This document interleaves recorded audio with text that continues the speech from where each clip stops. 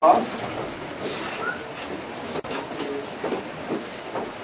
I'm seeing some new faces in the room. I'm happy to see that. Some familiar ones as well. And for those of you that don't know us, I want to go ahead and take a moment to explain who we are and what we do here so you kind of have a background on Jared and I. Now, we own Direct Results Marketing, Southern Colorado's only direct response marketing company using the power of the mastermind to write tested, proven copy for our clients. So we do a lot of things in that capacity. We do coaching, consulting, we hold these monthly marketing summits for the Insider Circle, and other things. Now, we're also the independent business advisors for Southern Colorado, and we are the place for entrepreneurs and sales professionals to gather to network and discuss winning marketing strategies. That's kind of what Jared and I do. And I'd like to just take a brief moment to let people kind of say who they are, just briefly your name and what you do as well, so that we kind of have an understanding between people who everybody is. Can I go ahead and get you to start? Yeah, absolutely. Good afternoon, ladies and gentlemen. My name is Hans Federoff. I'm loan officer with... Since I didn't introduce myself earlier, I am Jared Cash, Mike's business partner. We're having a small problem with a laptop on the display. We're just going to switch one out. And then we've got about 6-7 minute video on social marketing that we're going to watch, and Mike's going to discuss a few things after that. Okay. No, I don't have a laptop. Okay, that's why I don't have a laptop. We got a lot of technical problems. We got no display at all. Well, it's on mute now. As far as it seems to work now. But Go ahead and put it up now. Always have a backup. Backup laptop. If that happens, I might have to swap up laptops, but we'll be back.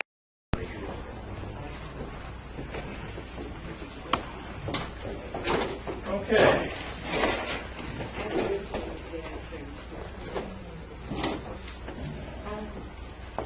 Well, I thought we'd go ahead and start off this discussion with a little bit of no BS social media.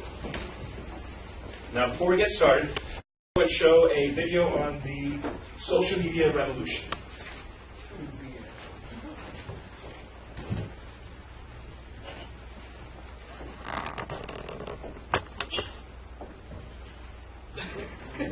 or not.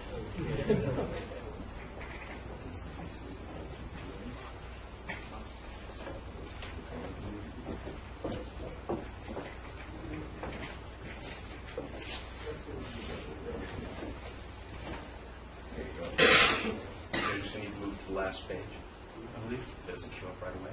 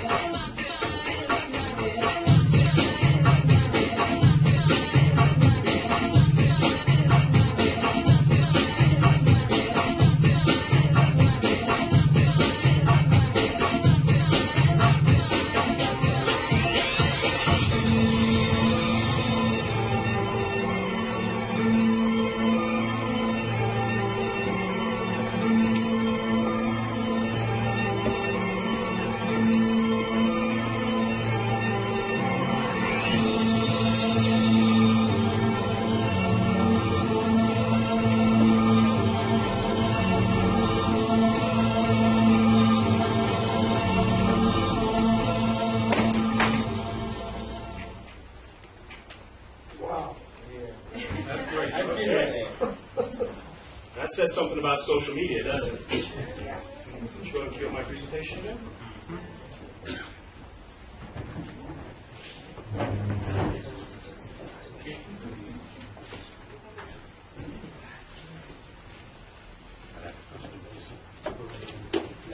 Okay. So now that's one take on the social media revolution, as the video called it. Now what I'm here to bring you is Dan's take on it. And I can tell you it's going to be completely different than the one maybe represented in the video. First thing, Dan K is going to tell you he doesn't really care. He doesn't care about social media. He doesn't do social media. He doesn't participate in Twitter, Facebook. He doesn't get email. If you want to talk to him, you need to send them out fax. Now, that's not to say that Glazer Kennedy isn't on Facebook or on Twitter. They have a strong presence on both. But Dan doesn't write the content. Well, he does write some of it. But anything that appears with Dan Kennedy's name, he does write that. But most of the content is from other sources. So Dan just doesn't really care about this type of stuff. The next thing he'd say is it's a hobby. Most people aren't really tracking the return on investment. They're not looking at the things that are being spent. They're not looking at the revenue that comes in. So when you start doing things like that, it starts falling into the category of a hobby. It's a medium. That's very true, and that's something to keep in mind about direct response marketing, is that it works across all mediums. So Facebook, Twitter, it's social media. It's just another medium. That's all it is. And it works the same as all others. You might need to tweak some of your marketing strategies for that, but it's still a medium.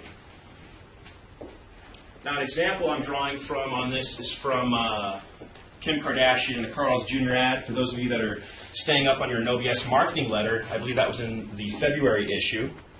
And basically there's a part in there where Dan talks about Kim Kardashian's recent contract with Carl's Jr. Now, Kim Kardashian has something like 1 million followers on Twitter. And so Dan's main point of this is that Carl's Jr. did a very smart thing. What they did was they went ahead and grabbed a celebrity, Kim Kardashian, that already has a list. She has 1 million people following her on Twitter, 1 million plus. So Dan thought that was actually a pretty smart use, as long as you're assuming that the people that follow Kim Kardashian are the same type of people that are going to be eating at Carl's Jr.'s restaurants. So Dan would say that if you're going to do something like this, then you need to make sure there's a purpose behind it. In this case, they're gaining a list. So if you're going to go for celebrity and go for the social media, you might as well get 1 million extra people with it as well. Time investment. This comes back into your return on investment. Essentially, I am currently on Facebook, Twitter, StumbleUpon, LinkedIn, MySpace, YouTube, Flickr, Skidoo, and probably a couple others that I can't think of right now. Now, that takes a bit of time. The only ones that I actually regularly update on are Facebook, Twitter, and LinkedIn, because I can update them from TweetDeck or some other program that does it all for me really quickly. So you really need to be looking at your time investment on this stuff, and the more of them that you're on, the more of your social media impact you'll have, the more time you'll spend, so on and so forth. Once again, it all comes down to really that return on investment, and that's why Dan takes the perspective that he does. He feels that the return on investment is not there yet, so it's not sound to be looking at social media seriously. And as I said, I kind of take a medium road on this. And the big takeaway that I have regarding social media between the social media revolution and Dan would be to apply what works now and then look to the future and know that these things will become an even more important part of the marketing landscape. When you say take social media seriously, you're speaking as like a sales tool for business owners to acquire customers and sell products with, right? Exactly. I know some people use social media just for fun, and that's fine. Me, I actually do a combination of things. I use social media kind of half for fun and half for business. I like to do that because I think it gives people a chance to really see who I am as a person outside of the suit. And it really just gives them a chance to connect with me in a way that they never will in my marketing materials, for instance, So that's just that would be the real takeaway from that, is that you need to apply what works now, look to the future, and be aware of that. Now that's all we're going to be talking about on social media today. It's a huge topic we go into for quite some time. Did anybody have any questions or input they had on social media? How many of you are actually on Facebook and Twitter? Okay, wow, pretty significant. Are you all using it to build sales or to build relationships, or do you have people right now that are actually trying to sell products on Facebook and Twitter? Sales. How is that working? Brand. Is it? Yeah. What is it that you're selling? The we're using it to give away a small item, which most of the time turns into an upsell or an add-on. Sure. So you're doing some lead generation with free offer to kind of gather information and market back to them. And see, that's a very effective way. And probably I'd say like the only way you can really get away right now selling on these mediums is by building a relationship or giving something away.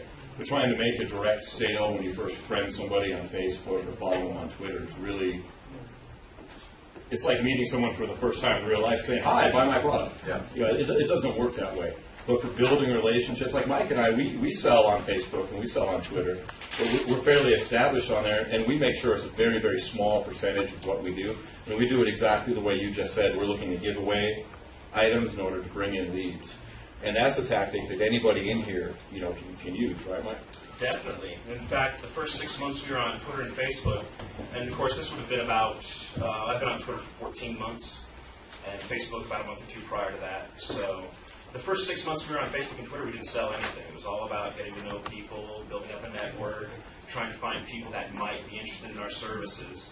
And then we actually launched and started promoting things and doing other things sales-oriented. But we built up a base over 6 months easily with no promotion whatsoever, and then promoting.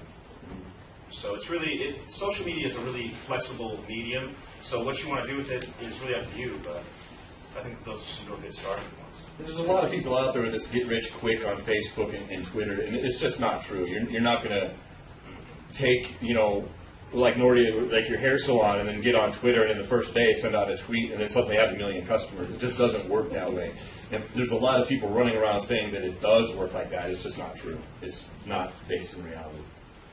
Jeff, something? Yeah, I just recently started putting up some of my art, my sculpture and furniture that I do is kind of, it's my passion in life, but not what I make a living at. And the reason I did it, I thought, for a long time I had a website for that, and I found it to be just a magnet for, first of all, scammers. People wanted to, you know, take over somebody's fortune in Indonesia and Yeah. you know, I mean, got tons of those. All the time I was getting scammed. And also other people trying to sell me products related to the sculpture. So I just thought I took the website down a year ago or more. And I thought Facebook was a good way to, essentially the same thing as a website. So it kind of replaced my website.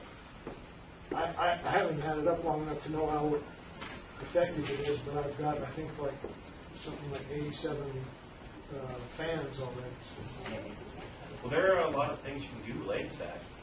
I can't remember, I think Mari Smith, pretty famous social media guru, she has been pushing towards turning your Facebook page into a website that you can use to sell from. So I know other people are trending that way. I know we use it as part of just kind of like a ring up, because we have several sites relating to all kinds of different topics. So we kind of have like a ring that all ties together, and Facebook and Twitter are part of that. But as far as using it that way, we haven't gone there yet. But I know people do. All right, well then we're going to go ahead and move on from that onto my No BS newsletter ideas. And for those of you that don't know this is the No BS marketing letter. Many of the people in the room right now are Laser Kennedy Insider Circle members and received the letter. And I'm just going to go through kind of 3 big ideas that I got out of it this month. And these aren't directly from the newsletter, just kind of a basic idea that I gathered from the newsletter that I then put my own spin on. And so the first one is going to be getting back to the basics. I know, especially from the last meeting that we held, there were some people in the room that didn't really get what direct response is and what we're talking about when we speak about direct response marketing. And so one of the big ideas that came from page 12 of the letter, and that was getting back to the basics. A good direct response ad should have, among many things, the keys are these 6 items. There needs to be a headline.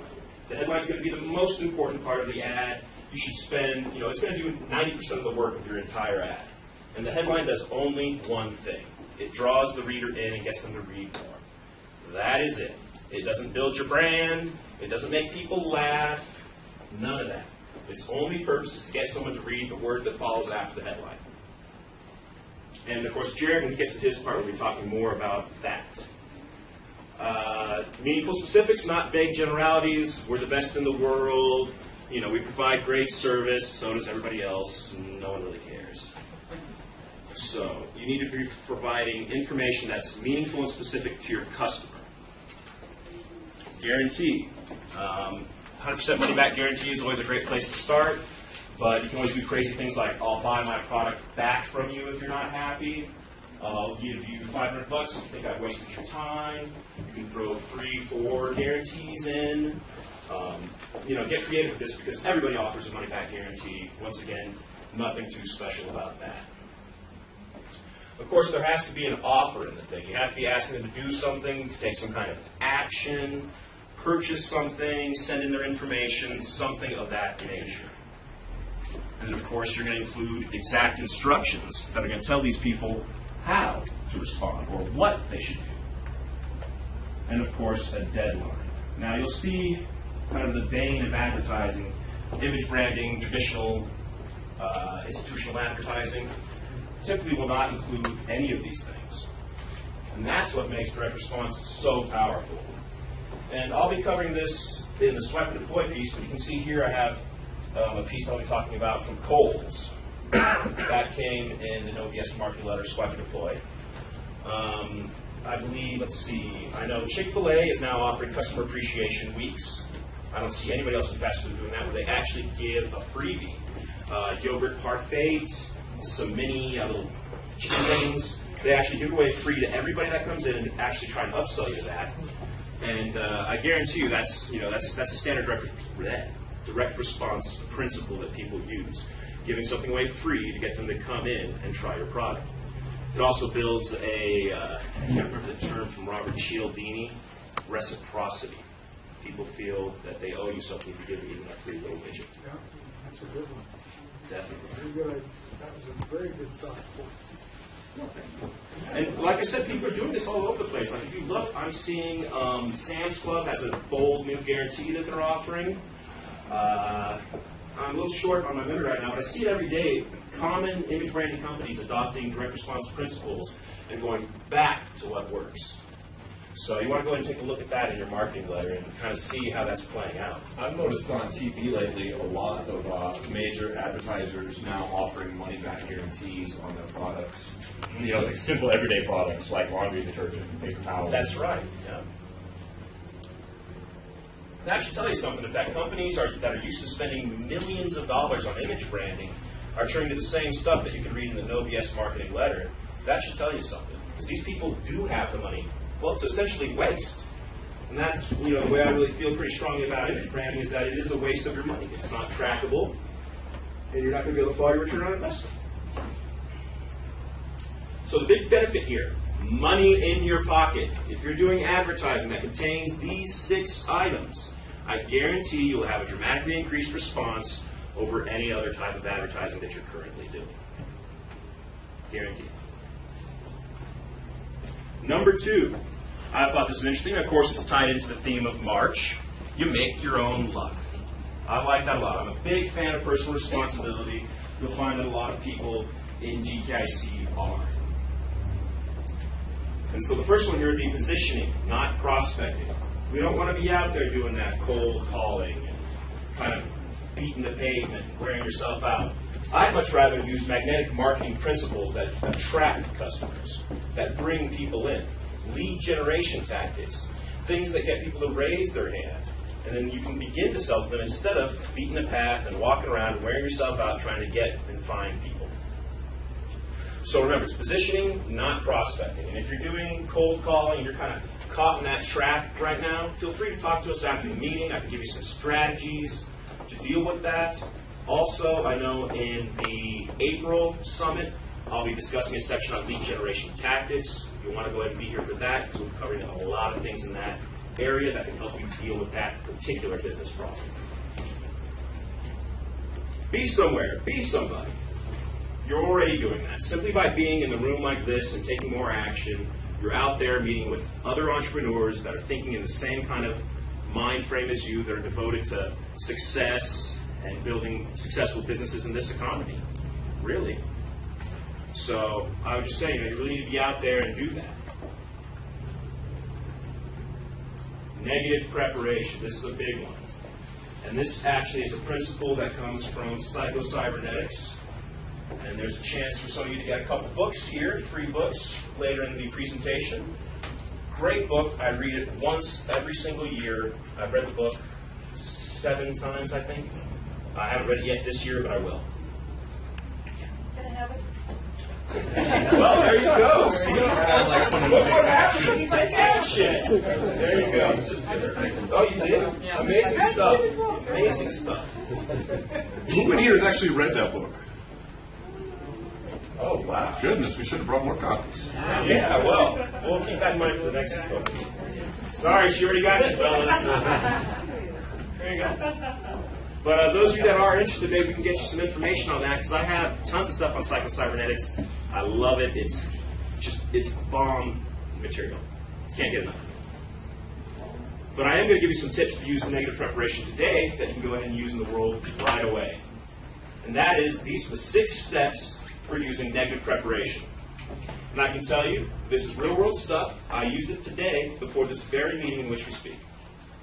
Now, you can use this anytime that you're going to be doing something important, doing a presentation, a sales call, anytime that you think, that you might be nervous doing something, you just do some negative preparation. And what that is, essentially, is you forget about things like positive and negative. Those don't matter. As far as I'm concerned, everything is positive. Everything happens for a reason. There's a purpose to it. It makes you a stronger person for going through it. So we're just going to go ahead and ignore positives and negatives. They don't exist anymore. Now I'm going to go through and I'm going to list objections. We list every single possible objection or problem or circumstance, like laptops going out, pick up, and be prepared for that. What could go wrong? That's the important thing here. Now, once you've determined that, you develop positive responses. What can you do to address these issues before they could happen?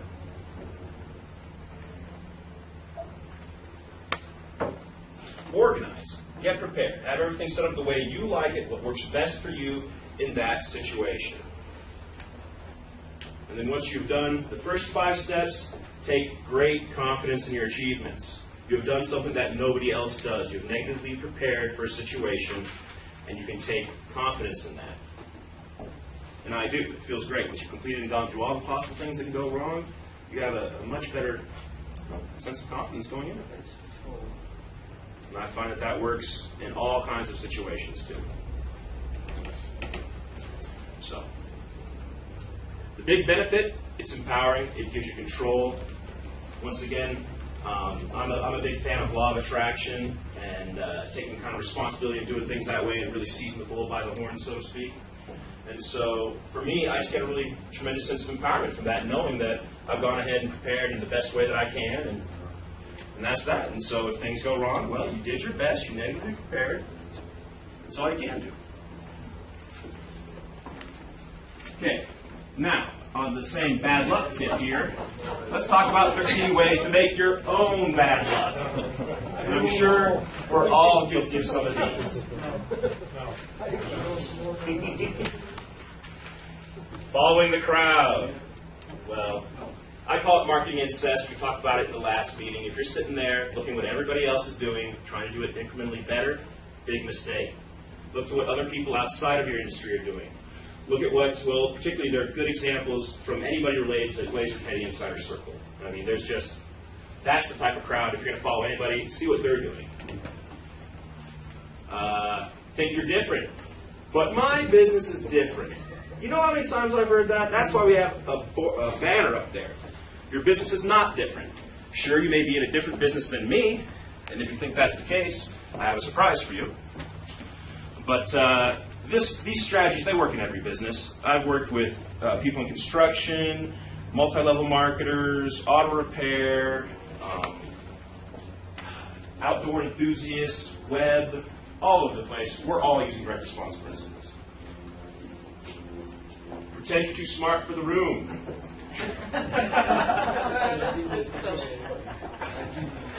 Well, yeah. Why are you looking?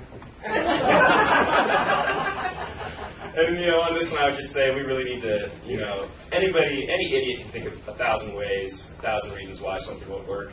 I challenge everybody in this room to think of ways it will work. Giving up easily, it's a given. Many people give up right on the cusp of success. And if there's anybody in this room feeling like that moment right now, I would just encourage you to stick at it. It's always darkest before the storm. And so, I just encourage you to hang in there. Not trying enough stuff or taking enough action. We've already got an example of that earlier. Raise your hand, get a free book.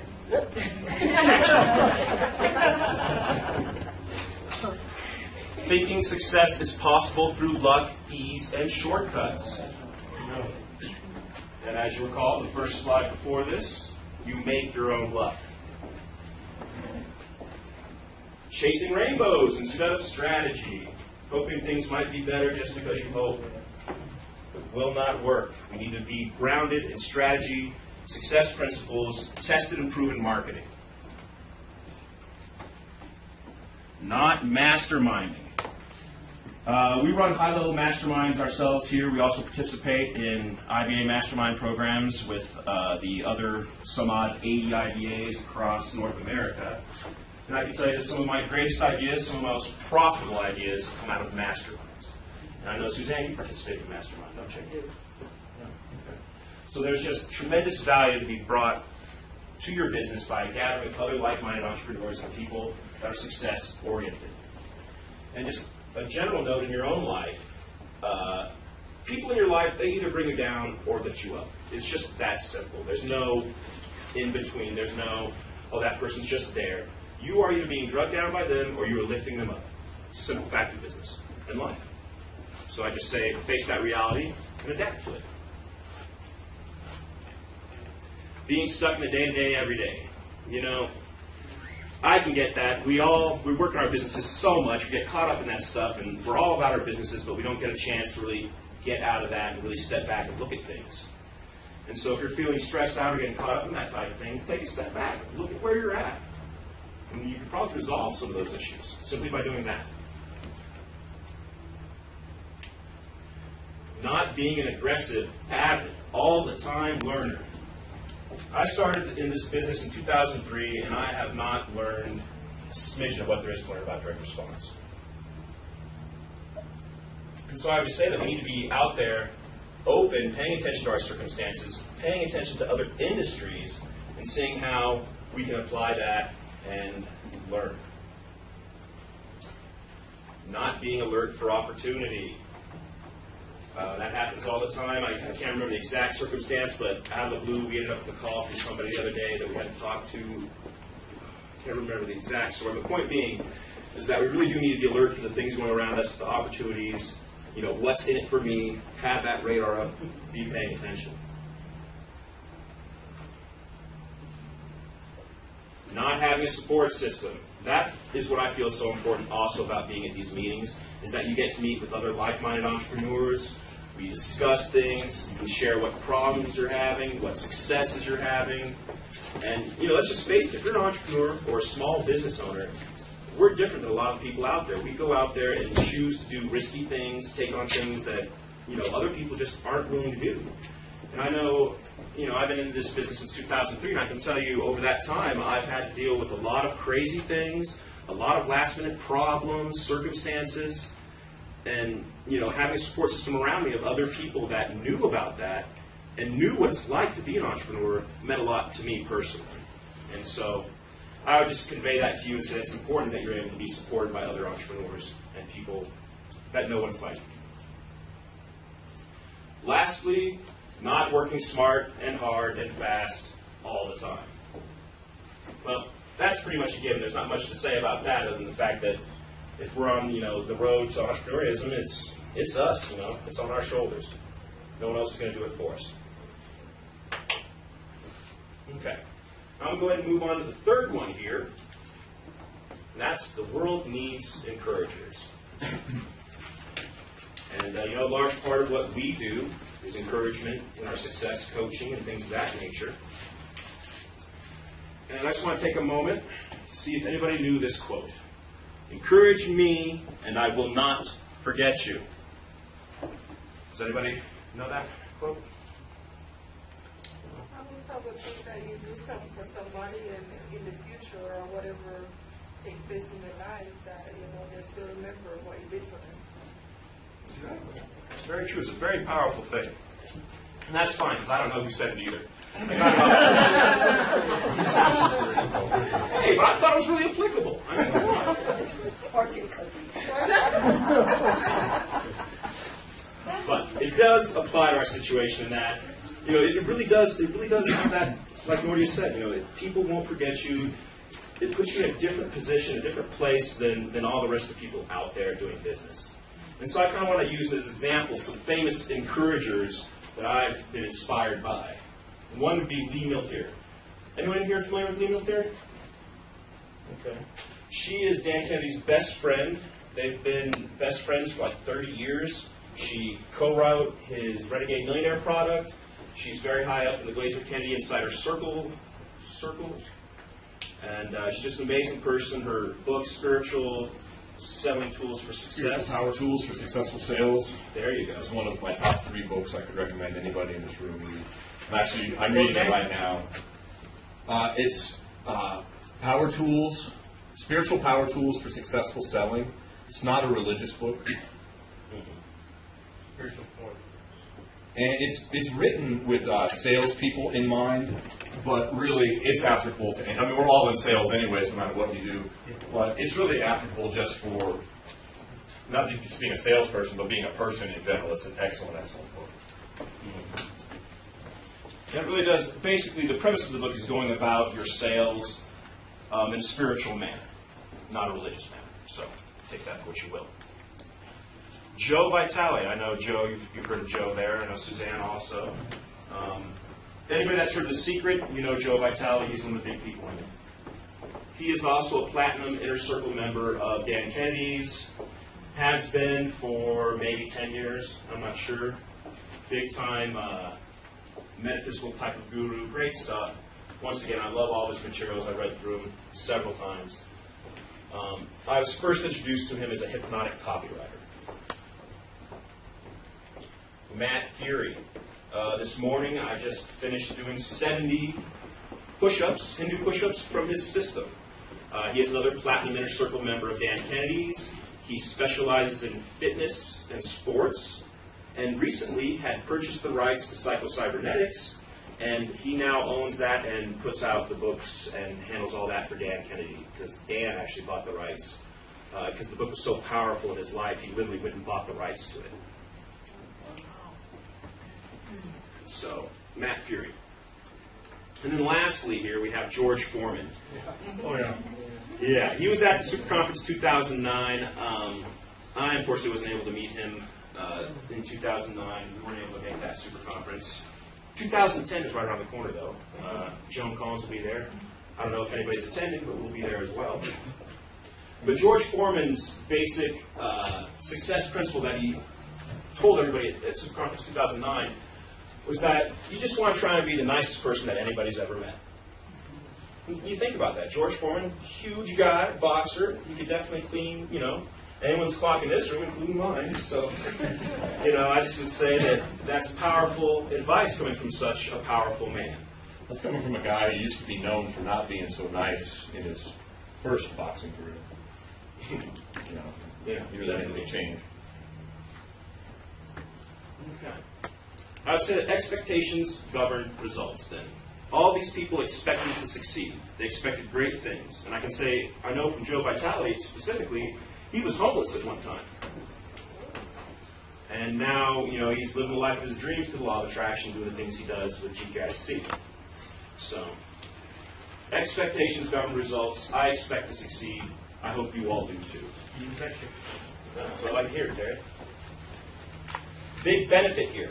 You get welcome guest status. And that's referencing a Dan Kennedy principle, which is that we want to go from unwelcome pest to welcome guest. And when you do that, your sales will be much, much better because you're no longer, you cross the table, you come to the other side of the table with them. You're a friend. You're there to help them. You're an encourager. You're different than those other people out there. Okay. Now, here's an opportunity to go ahead and receive over $600 of Dan Kennedy Business Building resources for free. Let's start out. Who in here actually is receiving the No BS marketing letter right now? So we got 7, yeah, I know you 10. Okay, about 9 people, 10 people in the room. Well, for the rest of you, we're going to go ahead and fix that. Can you go ahead and pass out those most incredible free gifts forms, Jeff? I'm going to go ahead and continue and tell you kind of what the most incredible free gift has done for me. I've already mentioned that I started in this business back in 2003. At that time, I had just graduated from the University of Colorado at Boulder with a degree in English literature. Now, being things as they were, in English literature they tell you to do 2 things. Write a book or become a professor. Yeah, exactly. I do write, but I didn't want to teach. And so that left me in a strange position. My family had always been entrepreneurial minded. My father invented shareware. I don't know if you're familiar with the concept. He invented it about 30 years ago. What was it? Shareware. Shareware? Yep. Yeah. It's basically a way of selling software where you give them a free try and then upsell them to like $35 fee to unlock the rest of the features of the program. So he's been an entrepreneur for over 30 years, and I didn't want to go work for someone else, and I didn't want to teach. Here I am. But so I kind of looked into things, and luckily I had known Jared for some time, and he worked as a service manager in a shop, auto repair shop, and he keyed me into Dan's newsletter. And so, I took it in, started reading it. I've always been very open-minded when it comes to reading things. And so, I read it, started kind of applying the principles in it, and realized that this was really a way out, a way that I could go and make money, guaranteed, as far as the return on investment and things of that nature, and learn to market myself without a degree. And here I am owning Southern Colorado's only direct response marketing agency with no degree in marketing whatsoever, and thank God for that. So, fast forward, now Jared and I are the IBAs for Southern Colorado. We have about 70 members directly in the city under us. Glazer Kennedy has about 25,000 members worldwide. We're a part of an organization with multiple people on the Fortune 500 companies list. As an organization, we directly influence over 1 million entrepreneurs across the world every year. Let me stress, I don't have a marketing degree. So I would just say that what direct response has done for me, and even now, for instance, the reason I brought up those people's names, like Lee Miltier, I read her books. I find that she's very inspirational. I use it in my personal life as well.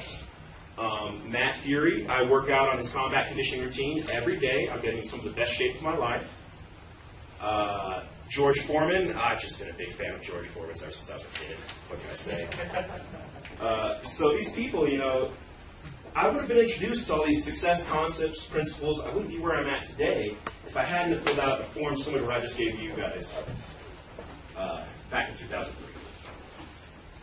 And so I would say keep that in mind. That's my personal, true story of what Glazer Kennedy has done for me. It's been an amazing thing, and I'm just living the life of my dreams because of it, and I want to share that with all of you. Thank you.